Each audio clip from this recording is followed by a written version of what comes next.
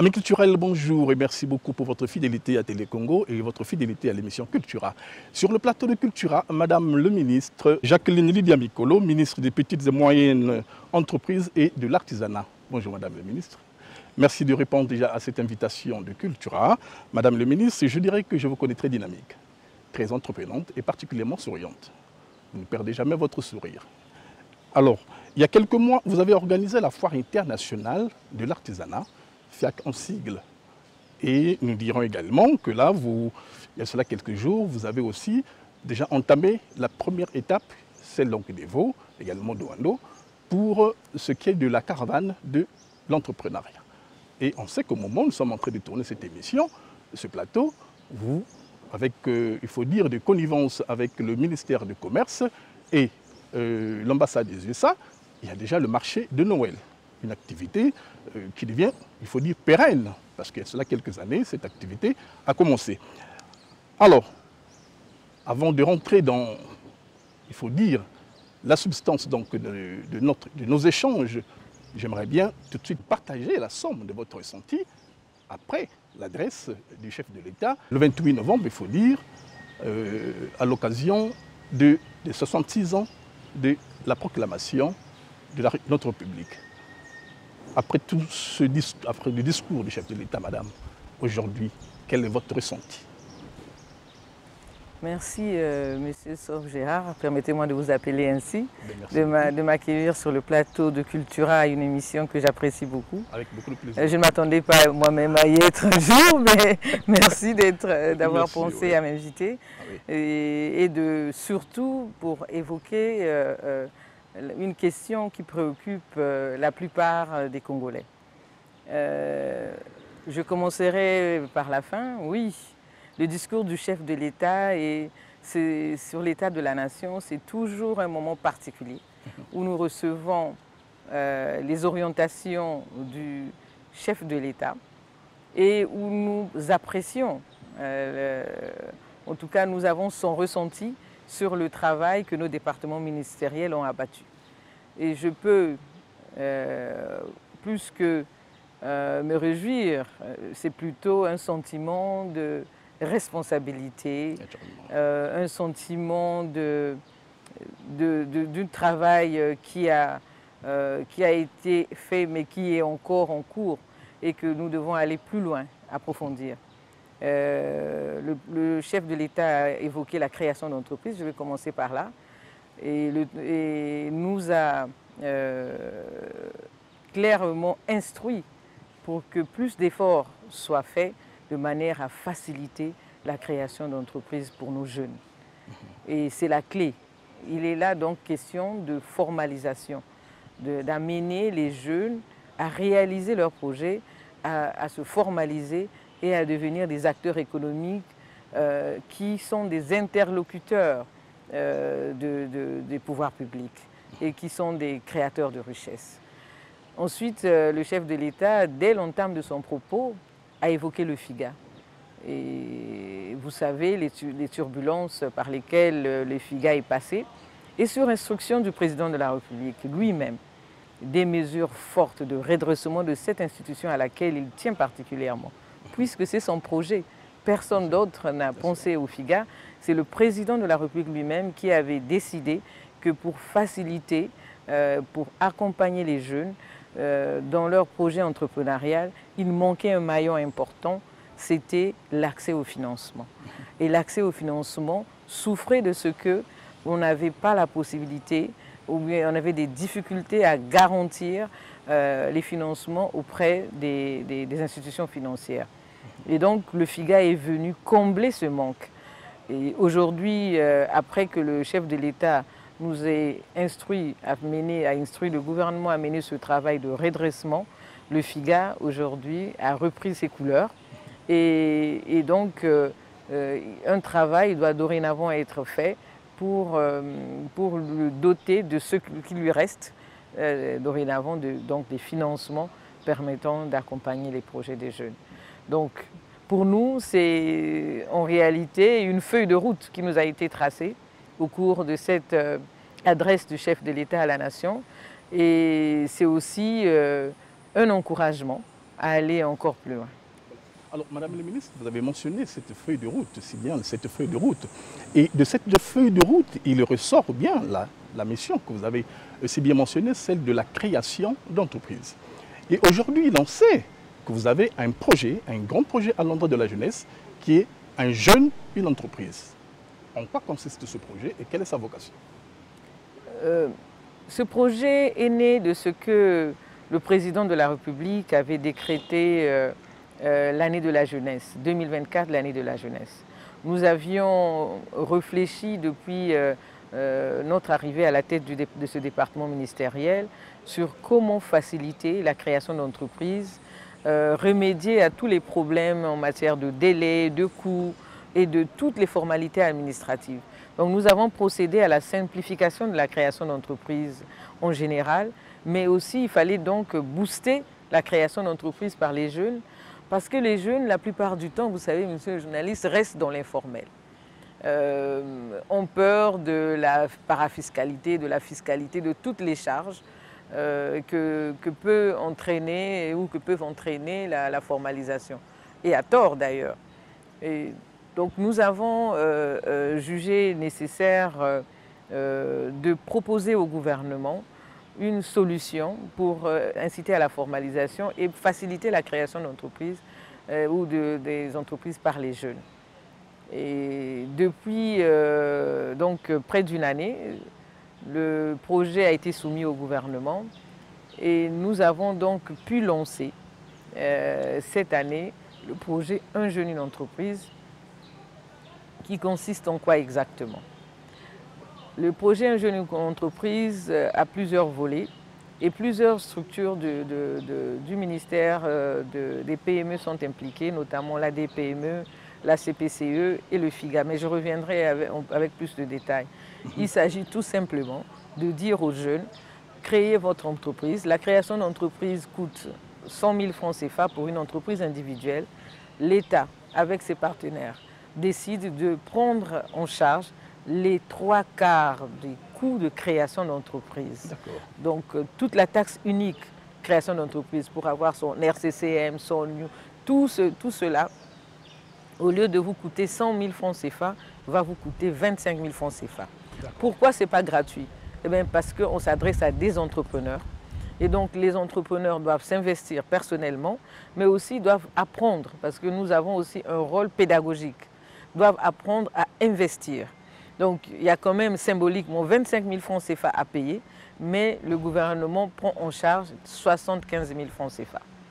C'est pour aider, pour lever cette barrière à la formalisation, la barrière du coût. Mais en réalité, ce n'est pas aussi simple que ça. Nous ne faisons pas que lever cette barrière. Nous commençons par identifier les jeunes à travers l'Agence de développement des petites et moyennes entreprises, des jeunes de 18 à 40 ans. Moi, je pense qu'on est jeunes jusqu'à 45 ans, hein, vous savez, mais bon, la loi dit que c'est jusqu'à 35 ans. Nous avons voulu prolonger jusqu'à 40 ans pour donner à plus de jeunes Congolais la possibilité de bénéficier de ce programme du gouvernement. Et donc, si vous avez entre 18 et 40 ans, vous pouvez vous rendre à la DPME ou en ligne pour formaliser votre activité économique ou venir avec votre idée. Parfois, vous n'avez même pas encore commencé, vous avez juste une idée, ou encore vous avez déjà un projet d'entreprise, vous avez déjà fait esquisser un business plan, donc un plan d'affaires. En tout cas, il y a 3 catégories de personnes concernées, ceux qui en sont déjà en affaires mais sont en informel, ceux qui n'ont que leur idée dans la tête, ceux qui ont déjà commencé à écrire leur idée, donc ont un plan d'affaires. Vous venez à l'Agence de développement des petites et moyennes entreprises, on va vous guider, on va vous former et on va vous aiguiller vers l'Agence pour la création des entreprises. Et là, vous allez formaliser votre entreprise. Mais le gouvernement ne s'arrête pas là. On va plus loin.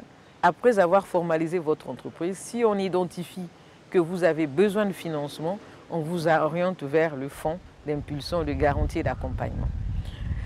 Vous pouvez ne pas avoir besoin de financement, vous avez peut-être seulement besoin d'un accompagnement technique. On ne vous lâche pas.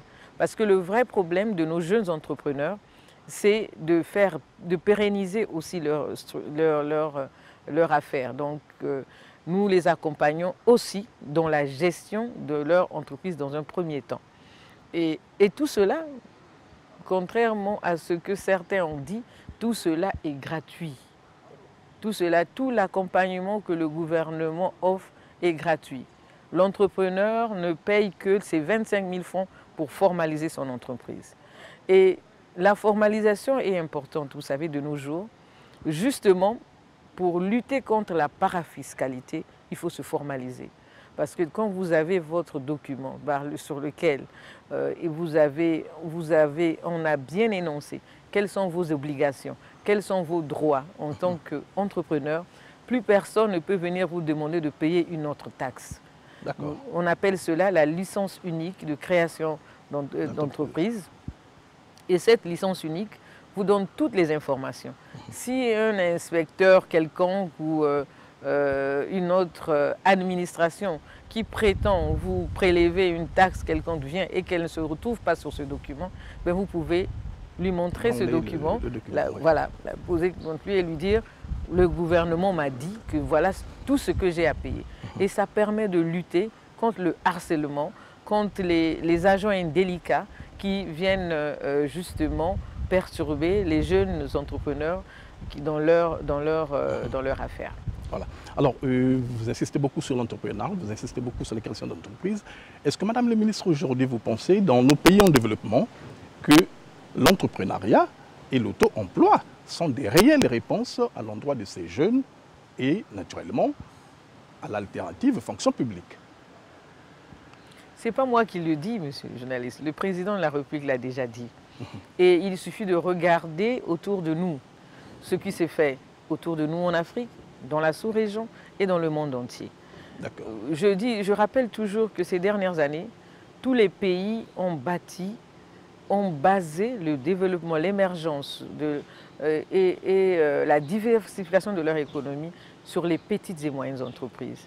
Et ce sont ces pays-là qui ont réussi. Le Congo prend le train en marche, certes, mais il n'est pas à la traîne. Et nous avons des jeunes qui sont pleins d'initiatives et d'innovations. C'est évidemment l'alternative. Et normalement, ça devrait être la première option pour tout jeune qui s'instruit, qui se forme, c'est de créer sa propre activité et d'employer. Pour moi, le fonctionnariat ou le salariat devrait être la deuxième ou la troisième option. Et c'est comme cela que les pays se sont développés. Et le Congo a particulièrement fait des efforts pour mettre en place un écosystème qui permet de booster, d'accompagner, de faciliter l'accès à l'entrepreneuriat.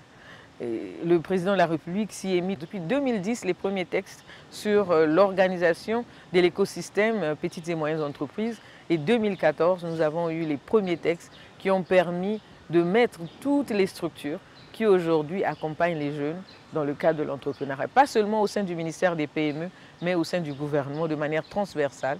Plusieurs ministères sont concernés par la promotion de l'entrepreneuriat. Aujourd'hui, nous avons des jeunes de 18, de 20 ans, de 30 ans qui emploient des dizaines de personnes parce qu'ils ont eu le courage de se lancer dans l'entrepreneuriat et de croire en ce que le gouvernement a mis à leur disposition. Commencer une activité, c'est une chose, Madame la Ministre. Mais être persévérant, c'en est une autre. Aujourd'hui, de votre expérience, des statistiques enregistrées, est-ce que vous pensez que c'est toujours facile ou c'est assez aisé pour ces jeunes d'être entreprenants de façon pérenne? Vous savez, je voudrais, ne sous-estimons pas les Congolais et les jeunes Congolais. Nous avons accompagné les Congolais à plusieurs reprises, à des salons, à des manifestations internationales. Et en dépit de ce qu'on peut croire que l'entrepreneuriat est moins développé chez nous, l'innovation ou la créativité, mais à chaque fois, nous avons été surpris de constater que les Congolais ont brillé à tous les niveaux, par la qualité des produits, par la qualité de leur œuvre, par des initiatives innovantes. Donc oui, les Congolais aujourd'hui ont la capacité de s'élever dans le domaine de l'entrepreneuriat. Ça, c'est la première chose que je voudrais affirmer. Et nous avons fait un long chemin, puisque, vous savez, il y a peut-être 5 à 10 ans seulement, se créer dans notre pays par année peut-être 1000 entreprises, 2000 dans les beaux jours. Mais depuis 3 ans, les Congolais créent près de 5000 entreprises par an. D'accord. Et à fin octobre, nous étions déjà à plus de 4000 entreprises créées par les Congolais. Donc les Congolais créent des entreprises. Les entreprises qui ont été créées au Congo cette année sont majoritairement créées par des Congolais. Et tenez-vous bien, plus de 40% de ces entreprises ont été créées par des jeunes de 18 à 35 ans. Ouais. Donc il y a une évolution importante. Alors qu'il y a quelques années, les jeunes créaient à peine des entreprises. On était dans la fourchette de 9 à 10%.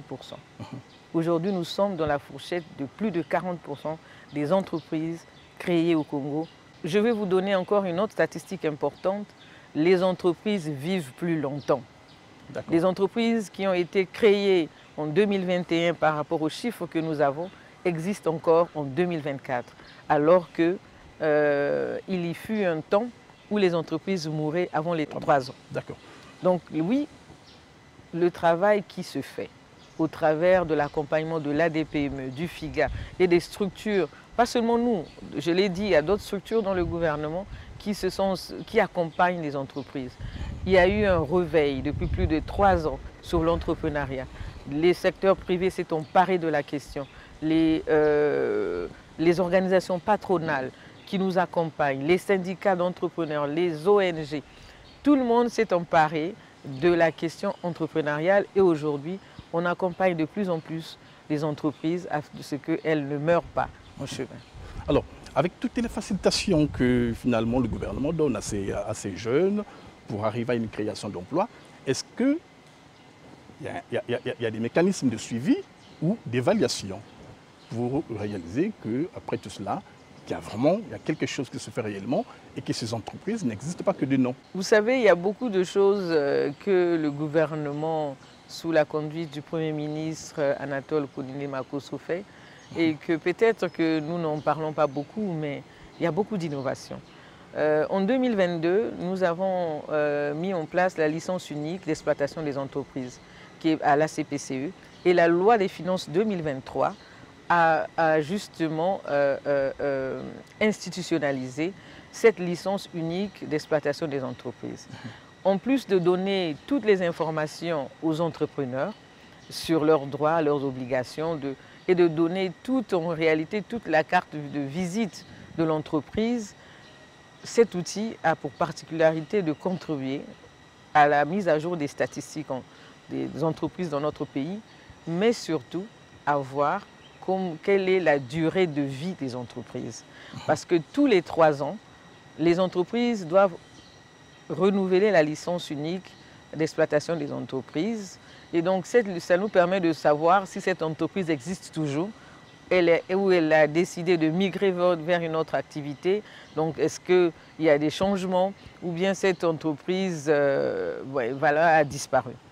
Et c'est pour dire que oui, on a un outil qui nous permet de suivre le nombre d'entreprises qui existent au Congo, celles qui ont survécu et celles qui ont disparu. D'accord. Ensuite... et celles qui végètent aussi. Voilà, il y en a toujours. Mais elles ont la possibilité de bénéficier justement de tous les outils. D'accord. Un des rôles de l'ADPME du FIGA, c'est d'accompagner des entreprises en difficulté. Nous travaillons avec des incubateurs, nous travaillons avec des cabinets qui nous permettent, auxquels nous référons ces entreprises en difficulté afin qu'elles puissent remonter la pente. Et encore une fois, c'est aux frais de l'État. Les entreprises concernées, dans un premier temps, n'ont pas un franc à débourser. Le gouvernement a mis en place ces mécanismes à leur disposition. Donc oui, les entreprises, il existe des entreprises qui se retrouvent en difficulté, mais elles peuvent faire appel à l'État, elles peuvent faire appel à l'écosystème PME qui existe, l'ADPME, je rappelle encore, la CPCE, le FIGA, la BSTPE, l'ANA, sont là. Évidemment, il y a les directions centrales, la direction générale des PME et la direction générale de l'artisanat. Nous avons même mis, récemment le gouvernement a décidé de mettre en place une inspection générale des petites et moyennes entreprises et de l'artisanat qui est opérationnelle. Donc c'est pour vous dire, oui, on accompagne les entreprises, on s'assure qu'elles puissent survivre. Il y a tous les mécanismes qui sont mis en place. Voilà. 2024, année de jeunesse, et vous parlez d'un grand projet, un jeune, une entreprise. Et dans ce projet, est-ce que vous avez des secteurs que vous avez choisis pour mieux accompagner, pour mettre vraiment en exergue ce grand projet? Et si oui, Madame le ministre, qu'est-ce qui justifie ces choix? Un jeune, une entreprise vise à accompagner 10 000 entreprises. Pas jeunes, mais 10 000 entreprises à se formaliser. Et notamment, et vise donc à terme, parce que nous considérons qu'une entreprise emploie un minimum de 3. En réalité, c'est 5, mais nous avons voulu être modestes, un minimum de 3 employés. Donc, vise à ce que, sur une période de 12 mois, 30 000 jeunes ou personnes puissent s'autonomiser et se formaliser. Et donc, un jeune, une entreprise a décidé que ce ne serait pas seulement Brazzaville ou Pointe-Noire qui allait bénéficier de ce programme, mais tout le territoire national, tous les départements, avec la particularité que nous nous basons sur les piliers prioritaires de notre plan national de développement. Et les projets liés à l'agriculture, au sens large, vous savez qu'il ne suffit pas que de produire, il faut transformer les produits. Toutes les chaînes de valeur doivent être considérées. Il faut transformer, il faut transporter, il faut stocker, il faut exporter. Et donc, quels sont ceux qui sont à la manœuvre? Dans ces cas, ce sont des jeunes entrepreneurs, ce sont des entreprises, ce sont des PME qui le font. Et si vous produisez à Evo, vous produisez à Djambala et que vous n'êtes pas en mesure de ramener vos produits dans les centres de commercialisation, il faut qu'il y ait des acteurs locaux qui puissent vous fournir ce service. Si vous produisez à Mouyondi ou à Makabana et que vous n'êtes pas en mesure de transformer sur place ou de fournir vos produits à des entreprises, à des artisans qui transforment. Donc ce sont ces questions-là que nous espérons régler avec un jeune, une entreprise. Nous donnons la priorité aux initiatives locales. Quand vous allez, vous voyez, nous avons rencontré des jeunes à Owando, par exemple, qui transforment localement ou qui pêchent et qui font de la conservation des produits là-bas et qui doivent ensuite les transporter vers Brazzaville et même d'autres localités. Vous savez que le Congo exporte énormément de produits alimentaires, on ne le sait pas assez, vers les autres, nos voisins. Eh bien, il faut que ceux-là soient outillés sur place pour le faire. Donc, il y a énormément d'opportunités au niveau local. Donc, nous nous basons sur les potentialités des localités dans lesquelles nous allons, les localités que nous traversons, pour dire ici, il y a la possibilité de faire, par exemple, la transformation du manioc.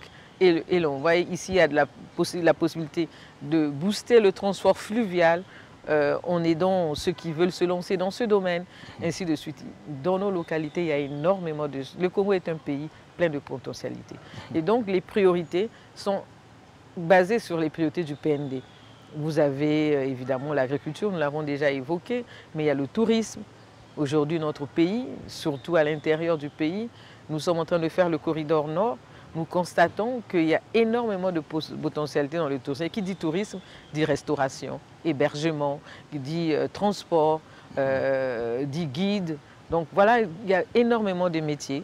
Il y a dans nos localités, sur le territoire national que nous pouvons accompagner.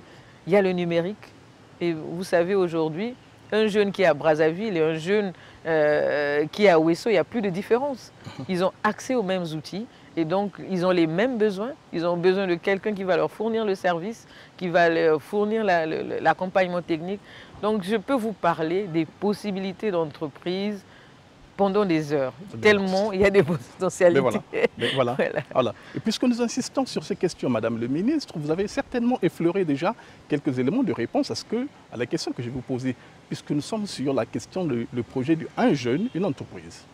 Alors, quels sont les mécanismes qui vont permettre de mettre en musique ce grand projet et quels sont les niveaux d'intervention?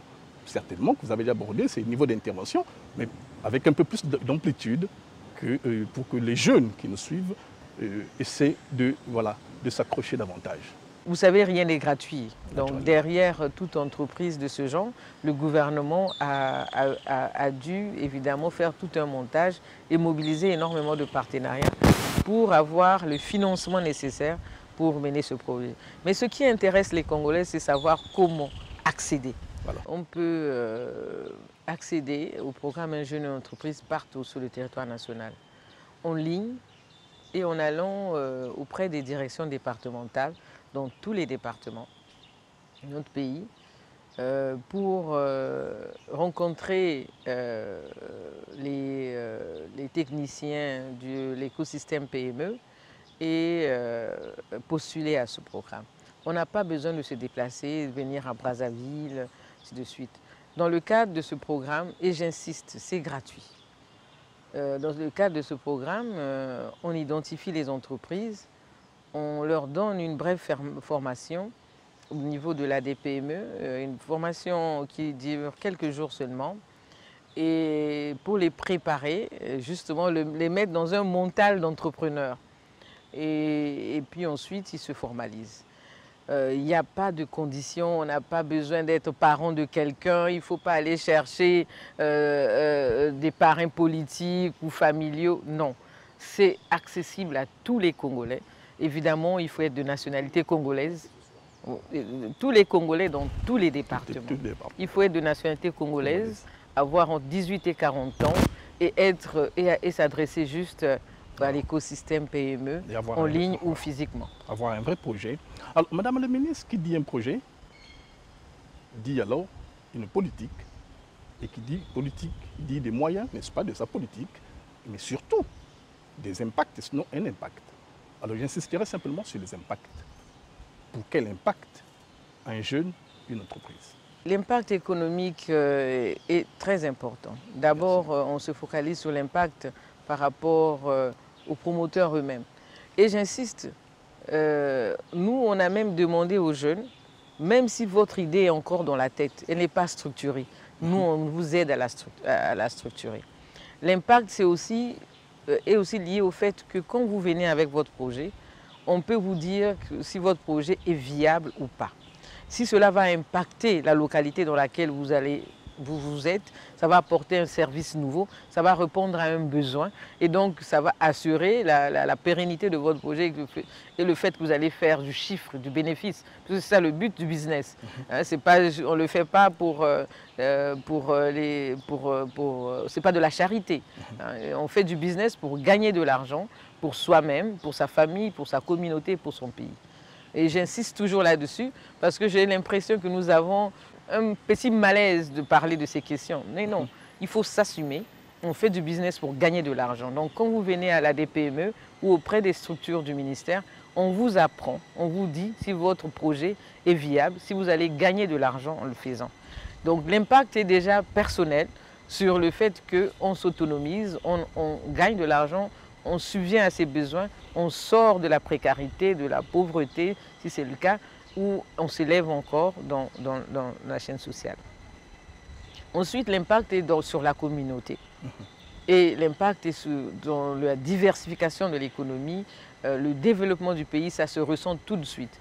Un pays qui se développe est un pays qui a un tissu de PME forte, résiliente, pérenne, qui a des PME qui naissent très petites et grandissent pour devenir des grandes entreprises. Voyez-vous, on ne peut pas parler d'industrialisation sans qu'il y ait eu artisanat, sans qu'il y ait eu PME. Ce sont des PMI qui deviennent des grandes industries de demain.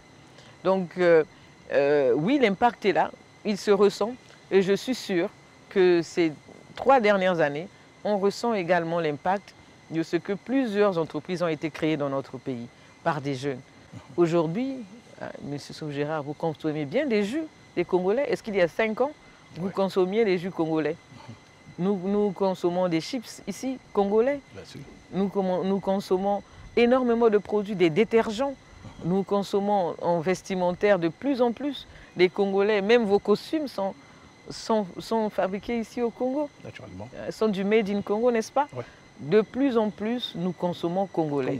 Ça se ressent peut-être pas, mais c'est là. Et nous avons donc des jeunes qui commencent à avoir un pouvoir d'achat, et des PME qui grandissent. Et l'impact est là.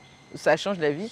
Et nous espérons que le gouvernement, sur instruction du chef d'État, dorénavant, d'avoir une certaine classe moyenne qui vit de sa propre initiative, de sa propre entreprise. Et cette classe moyenne, elle est en train d'arriver. On la voit venir. Eh bien, merci. Alors, merci Madame la Ministre. Dès longtemps, j'ai mentionné un grand projet et une autre activité, n'est-ce pas, sur laquelle vous étiez depuis un moment, c'est la caravane de l'entrepreneuriat sur le corridor Brazzaville, Ouesso, Infondo. Et donc, dès longtemps, j'ai mentionné que vous aviez quitté Evo avec ça, et ça continue, puisque c'est une activité circulaire. Alors, parlez-nous-en, Madame le Ministre. Ce n'est pas la première édition. Et donc, vous continuez. Et quelle est aujourd'hui la portée de cette activité, la caravane de l'entrepreneuriat? La caravane de l'entrepreneuriat est un défi que nous avons lancé à la jeunesse congolaise dès le départ. Nous avions voulu lancer la caravane déjà il y a 2 ans, je pense que c'était 2022. Nous avons manqué de ressources pour le faire. Le gouvernement, avec l'appui des élus du peuple, l'Assemblée nationale ayant senti que, et le Sénat ayant senti que nous devions booster ce secteur, a alloué une partie de la taxe unique des salaires à l'Agence de développement des petites et moyennes entreprises. Et pour faire de la promotion et de l'accompagnement, donc de la promotion de l'entrepreneuriat. Ce qui nous a permis de trouver une petite enveloppe avec certains partenaires qui nous accompagnent pour mener cette caravane de l'entrepreneuriat. C'est quoi la caravane de l'entrepreneuriat? La caravane de l'entrepreneuriat, c'est la culture entrepreneuriale. Comment inculquer, comment apprendre aux gens d'être entrepreneurs et comment identifier les potentialités au niveau local. Monsieur le journaliste, on ne naît pas entrepreneur, on le devient. Il faut qu'on vous ait accompagné, qu'on vous ait donné des outils. Il faut une culture en fait. Il faut toute une culture. Oui. Vous savez, la culture entrepreneuriale dans notre pays, elle est récente. D'autres pays avaient choisi cette voie il y a des dizaines et des décennies. Mais nous, elle est récente. Il faut l'inculquer. Nous sommes dans un pays où, quand vous croisez un chauffeur de taxi, il vous dit qu'il se débrouille, qu'il est sans emploi. Quand vous croisez un chauffeur de taxi à Abidjan, il vous dit qu'il est entrepreneur. Ouais. Qu'il a son entreprise, donc c'est son taxi. Voilà. Et parfois même qu'il emploie d'autres personnes. C'est une culture. Bien sûr. Donc il faut l'inculquer. Et il faut le permettre aux jeunes qui n'ont pas encore songé à se lancer, leur dire, mais vous aussi vous pouvez. En réalité, ce n'est pas aussi difficile que ça. Les outils sont là, vous les avez déjà. Ils sont autour de vous. Les potentialités sont autour de vous. C'est ça la caravane. Et la caravane, c'est aller vraiment dénicher dans tout le pays des jeunes et des moins jeunes, parce que la caravane concerne tout le monde, et des moins jeunes qui ont déjà des projets sur le plan local, et comment les encourager, leur doter les outils qu'il faut, et puis les accompagner à réaliser leurs projets. Ceux qui sont déjà lancés, comment les accompagner pour pérenniser leurs projets, améliorer, faire développer leur entreprise. La caravane, parle aussi aux autorités locales pour leur dire, vous avez des potentialités, accompagnez ces jeunes, voilà ce que nous pouvons faire pour développer votre localité.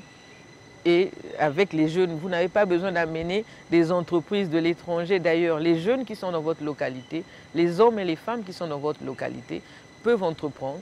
Vous avez une ville qui est sale, il y a une entreprise locale qui peut vous aider à nettoyer votre ville. C'est un jeune entrepreneur qui peut le faire. Nous avons été dans la cuvette. Il y a un jeune qui construit des latrines là-bas. Il a été accompagné. Aujourd'hui, c'est une entreprise locale qui permet de résoudre un problème, un besoin, de satisfaire un besoin qui était là depuis longtemps. Et donc, aujourd'hui, les gens, à moindre coût, peuvent se faire construire des latrines correctes parce qu'il y a un jeune entrepreneur qui s'est lancé dans ce secteur. Et comme cela, il y a des milliers d'exemples. Et ce jeune a été accompagné justement par l'écosystème PME, l'ADPME, et a bénéficié des financements qu'offre l'écosystème. Donc on leur dit non seulement que vous pouvez entreprendre, mais que le gouvernement va vous y accompagner. Il va même peut-être et certainement apporter le financement. C'est ça, en mots simples, ce que ça veut dire la caravane de l'entrepreneuriat. On va aller partout, dans le moindre village, dénicher les talents, les jeunes entrepreneurs, pour faire d'eux des champions de demain. Il faut dire que Madame le ministre, c'est très entreprenant, c'est très enthousiaste d'avoir une activité circulaire. Vous allez dans tous les départements, n'est-ce pas? Vous faites le tour des départements. Est-ce une manière de dire, est-ce qu'il y a un non-dit, on dirait, pour dire que ces jeunes ne suivent pas ce qui se passe du côté de la ville capitale? Est-ce que vous pensez que depuis la ville capitale, vous n'avez pas pu atteindre ces jeunes qui sont dans ces contrées reculées ou dans ces départements un peu? En réalité, je dirais même que c'est une suite logique de la municipalisation. La municipalisation accélérée que le président de la République a initiée dans notre pays a doté notre pays d'infrastructures importantes. La suite logique, c'est que nous puissions profiter nous-mêmes de ces infrastructures et développer aussi l'économie locale et animer justement nos localités. Et donc en réalité, c'est une suite logique que maintenant, il faut aller dans ces localités de la même manière que nous avons doté ces localités de toutes les structures pour que l'État soit présent. De la même manière, nous devons nous assurer qu'il y a un développement économique local qui se fait. Et donc, la caravane vient aussi pour ça. Enfin, la caravane, vous avez raison de le dire, c'est de dire, mais pour y arriver, vous n'avez pas besoin de venir à Brazzaville. Nous nous amenons tous les outils vers vous. Vous n'avez pas besoin d'aller dans un bureau à Brazzaville ou réfléchir. Nous venons vous expliquer sur place. Et nous ne venons pas juste un temps et puis nous sommes partis. Nous nous assurons que nous avons nos antennes départementales qui font le suivi sur place de toutes les initiatives entrepreneuriales qui sont menées par l'écosystème. Et souvent, elles sont là, mais même ceux qui sont dans les localités ne savent pas et ne font pas appel, ne s'en approprient pas. Donc nous venons leur dire, mais vous avez des outils qui sont là. Et leur rappeler que l'État a mis tout en place pour que vous puissiez vous développer localement et mener des initiatives localement. Monsieur le journaliste, je vais vous donner des statistiques précises. Merci. Parce que pour que vous montrez que la caravane de l'entrepreneuriat, c'est du concret. Nous avons aujourd'hui, nous avons débuté la caravane de l'entrepreneuriat au mois de mars. Nous sommes au mois de décembre et en quelques mois, nous avons enrôlé 3 886 entreprises. D'accord. Ça veut dire que quand il y a une entreprise, il y a peut-être, chaque entreprise, c'est 3, 4, 10, 15 personnes derrière. Donc nous avons enrôlé 3 886 entreprises. Aujourd'hui, le champion toute catégorie reste au Wando avec 926 enrôlés, suivi des Vaux, 911. Ango, nous avons enrôlé 6 Ango, 606 entreprises. Gamboma, 376. Djambala, 266.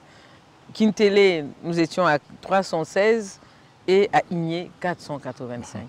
C'est du concret. Et les premières entreprises qui ont été enrôlées au moment de la caravane, donc à Igné et à Kintele, ont déjà bénéficié des appuis en matériel. Donc ont déjà évolué depuis mars à aujourd'hui. Il y en a qui se sont formalisés et qui ont déjà bénéficié des appuis en matériel et en accompagnement pour la gestion de leur entreprise. C'est ça la caravane de l'entrepreneuriat. C'est dire que vous pouvez entreprendre, investir là où vous êtes et le gouvernement viendra vous accompagner. Voilà. Madame la ministre, quand on suit ces chiffres, quand on suit ces statistiques, c'est très encourageant, c'est très entreprenant, il faut dire, c'est dire que la mayonnaise est en train de prendre, c'est dire qu'aujourd'hui, c'est du travail qui est visible. Mais je reviens tout à l'heure à quelque chose qui m'intéresse, qui intéresserait tout le monde. C'est toujours l'impact aujourd'hui, en organisant cette caravane de l'entrepreneuriat, quels sont les impacts attendus ou espérés? Mais l'impact est là. Vous savez, aujourd'hui, vous allez à Oyo. Nous avons accompagné quelques entreprises là-bas. Et c'est d'ailleurs la prochaine étape de la caravane de l'entrepreneuriat. Nous y serons le 10 décembre. Vous pouvez avoir un service traiteur. Vous n'avez plus besoin de venir à faire venir un service traiteur de Brazzaville. Il y a des personnes qui ont été accompagnées par la DPME qui vous font le même service de haute qualité que vous trouvez ici. L'impact attendu, il est là. C'est la diversification, le développement économique de notre pays. L'impact est là. L'impact se trouve dans la qualité des services dorénavant quand vous allez à l'intérieur du pays. L'impact est là. Quand vous allez, il y a des localités où vous traversiez, vous ne pouvez même pas trouver une banane. Aujourd'hui, la plupart des localités que nous traversons, aujourd'hui, vous allez trouver de quoi consommer. Parce qu'il y a des gens qui produisent, il y a des gens qui commercialisent et il y a des gens qui transforment sur place. Nous sommes allés à Evo. À Evo, ils nous ont dit, mais n'amenez pas vos chaises, n'amenez pas vos chapiteaux. Nous, on a tout ici. Il y a des entreprises locales qui fournissent ce service. Oui. C'est ça la caravane de l'entrepreneuriat. Et qui n'attendent que du travail, qui n'attendent que de la matière pour se mettre au travail. Nous avons une chance inouïe que peu de pays ont. Le Congo a une population majoritairement instruite. Dans les villages, vous trouvez des gens qui ont au moins fait l'école primaire. C'est déjà un avantage. Mais nous, la caravane, nous disons, même quand vous n'êtes pas instruit, même si vous n'avez pas été à l'école, vous pouvez bénéficier des appuis que le gouvernement apporte pour développer votre activité. Vous vendez des beignets, vous êtes éligible. Vous voulez vous lancer dans la transformation de l'arachide localement pour faire de la pâte d'arachide, vous êtes éligible. Toute activité, toute entreprise, vous êtes éligible pour la mener. Vous voulez travailler, aujourd'hui, nous accompagnons énormément aussi ceux qui sont dans la préservation de l'environnement, des entreprises vertes, ceux qui transforment des produits locaux. D'accord. Et qui le font de manière à préserver l'environnement. Ceux qui offrent des alternatives au travail qui détruit l'environnement, nous les accompagnons. C'est une des priorités du gouvernement. Vous êtes dans tous les secteurs en fait, c'est transversal, il faut dire. L'entrepreneuriat, il est partout. Voilà. Vous pouvez juste devenir entrepreneur parce que vous essuyez les fronts de quelqu'un tous les jours. C'est un service que quelqu'un peut vous demander et vous payez pour. Donc l'entrepreneuriat, il est partout. Vous pouvez devenir coiffeur, tout ce que vous voulez. Et le gouvernement est là pour vous accompagner. Les services, l'entreprise, c'est répondre à un besoin. Et les besoins, c'est toute une palette. Merci. Merci beaucoup, Madame le Ministre. Nous sommes quasiment arrivés au terme de notre entretien pour avoir épuisé l'essentiel de nos préoccupations. Mais certainement, une préoccupation que je n'ai pas pu aborder et qui vous tient énormément à cœur, que vous aimeriez bien partager à nos amis téléspectateurs. Vous savez, journaliste, je peux parler d'entrepreneuriat pendant des heures, je peux parler artisanat pendant des heures, mais je voudrais d'abord vous rappeler que le Congo est un pays riche de son artisanat. Merci, oui. Nous avons organisé ici la Foire internationale de l'artisanat du Congo. Nous sommes parmi les pays dont l'artisanat est le plus apprécié. Partout où nous allons, nous sommes demandés dans toutes les foires. Ce n'est pas nous qui demandons. Nous sommes, je peux même dire, presque harcelés. Les 3 dernières foires qui vont se passer cette année en Afrique, au Niger, en Mauritanie et d'autres pays, j'ai reçu des messages de mes collègues ministres presque toutes les semaines pour s'assurer qu'il y aura une délégation congolaise. Voyez-vous, on a un artisanat riche. L'artisanat, c'est un vrai puits d'emploi. c'est vraiment l'endroit où on emploie le plus. Vous voyez, la France, puisqu'il faut parfois se référer aux autres pays, nous a donné un exemple de fierté pour son artisanat lors des Jeux olympiques de cette année. C'est l'artisanat qui a fait ce pays et ils en sont fiers. Nous avons un artisanat riche et nous devons être fiers de notre artisanat. Les artisans emploient des milliers de Congolais, vivent de cet artisanat et nous devons travailler à mettre en valeur, à donner des espaces d'expression à cet artisanat afin qu'il soit connu, commercialisé et qu'il fasse vivre les Congolais. C'est là-bas que nous commençons. Nous ne sommes pas tous obligés d'aller créer une entreprise. Nous pouvons tout simplement nous formaliser en tant qu'artisans et être un interlocuteur pour l'État, avoir accès aux services que l'État offre aux artisans. Vous savez que très peu de gens savent qu'au Congo, avec votre carte d'artisan, vous pouvez ouvrir un compte bancaire. Vous pouvez bénéficier d'un crédit et vous pouvez justement avoir un petit marché en tant qu'artisan. Un marché dans le public comme dans le privé. Et la carte d'artisan, c'est 10 000 francs CFA. Voilà. Et le gouvernement a été instruit afin que nous puissions travailler à digitaliser cette carte d'artisan pour lui donner pour la sécuriser, mais lui donner accès à d'autres avantages, notamment la carte d'artisan digitalisée sera une carte qui vous donne droit à la sécurité sociale et à l'assurance maladie. Et en même temps, vous aurez votre NIU personnel. Donc vous voyez, vous allez payer un petit montant et vous avez tout ça. Parce que nous avons compris que pour les artisans, le plus grand risque, c'était le fait qu'ils n'avaient pas cette couverture sociale et qui mettaient leur activité en danger et donc dans une certaine précarité. Et donc, oui, je voulais parler de l'artisanat, comme nous ne l'avons pas assez abordé. Le Congo aujourd'hui a une des foires les plus prisées, la foire internationale de l'artisanat du Congo, 2e édition.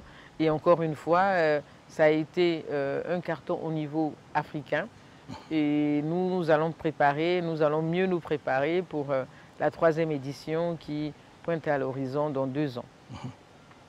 Nous avons été choisis, élus par nos pairs, le Congo, pas Madame la ministre, mais le Congo, oui. à la présidence de l'Organisation pour le développement de l'artisanat. Et parce que justement, on pense que le Congo peut contribuer à faire évoluer cette organisation et à faire évoluer l'artisanat au niveau de l'Afrique. C'est un grand honneur et c'est certes, nous sommes membres de l'ODEPA depuis sa création, mais être à la tête de cette organisation, à un moment où cette organisation décide de faire une mue, de se transformer, d'accéder ou de faire partie de l'Union africaine, c'est un grand défi qui nous est lancé. L'artisanat, c'est quelque chose qui me passionne particulièrement. Bien, merci. Parce que avec l'artisanat, vous transformez la vie, votre vie à vous-même et la vie des gens qui sont autour de vous. Et c'est palpable, c'est visible, c'est concret. Les artisans, ce sont ceux qui nous habillent, ceux qui nous permettent de nous coiffer, ce sont ceux qui nous chaussent, ce sont ceux qui nous permettent de manger au quotidien, ce sont ceux qui nous apportent tous nos produits, c'est ceux qui gèrent, c'est ceux qui nous permettent de nous asseoir. Ils sont dans tous les domaines de notre vie et nous les côtoyons au quotidien. Et puis les Congolais sont tous un peu artisans dans l'âme, oui. Ils sont pleins de créativité. L'artisanat, nous sommes à près de 300 métiers en réalité. C'est tous les secteurs de la vie. Et l'artisanat, aujourd'hui, fait vivre près de 80% des Congolais. Donc, investir dans l'artisanat est vraiment une priorité et une obligation pour chaque État et pour chaque pays qui veut se développer. Et le Congo a là encore un grand potentiel. Les Congolais aiment l'artisanat et évoluent énormément dans l'artisanat. C'est pour cela qu'avec l'Agence pour la promotion de l'artisanat, l'ANA, nous mobilisons énormément pour organiser des espaces d'expression. Vous l'avez mentionné, en ce moment nous sommes au marché de Noël avec l'ambassade des États-Unis et le ministère du Commerce. Nous allons avoir d'autres activités dans les jours à venir, mais chaque année nous avons des grands événements pour montrer ce que nos artisans savent faire, pour montrer aux Congolais qui n'ont pas besoin toujours d'importer de Dubaï, de Chine ou d'ailleurs. Ces produits existent au Congo, les Congolais les fabriquent même mieux et avec peut-être de manière beaucoup plus durable et un suivi même après, un service après-vente. Oui. Donc vous avez, je voudrais vraiment qu'un regard particulier soit tourné vers l'artisanat. Voilà. Et une invitation aussi à consommer congolais. Et une invitation à consommer congolais, à consommer le Made in Congo. Ouais. Nous avons depuis quelque temps appris aux Congolais qu'il y a du Made in Congo et qu'on peut le consommer en toute sécurité et à moindre coût. Eh bien, merci Madame la Ministre pour cette très belle mention de la dimension artisanale dans notre pays. L'artisanat, quelque chose qui est très visible, qui, vous voyez autour de nous, il n'y a que de l'artisanat. Et on ne vit que de l'artisanat. Merci également, une fois de plus, d'avoir répondu à cette invitation de Cultura, principalement sur la question d'un jeune, une entreprise, et également la caravane de l'entrepreneuriat sur le corridor dont nous avons mentionné, Brazzaville-Ouesso et Fondo, et de chuter sur cette dimension de l'artisanat et critères actuels. Merci pour votre disponibilité et merci pour ce que vous savez faire avec beaucoup de dynamisme, beaucoup de présence et merci pour ce sourire toujours présent. Merci, c'était un plaisir d'être avec vous sur ce plateau. Merci Madame la Ministre. Amis culturels, en tout cas, et c'est par ces mots que nous vous disons merci. Merci une fois de plus pour votre attention soutenue. Merci pour votre fidélité à Télé Congo et merci pour ce que vous accompagnez toujours les artisans congolais. À très bientôt.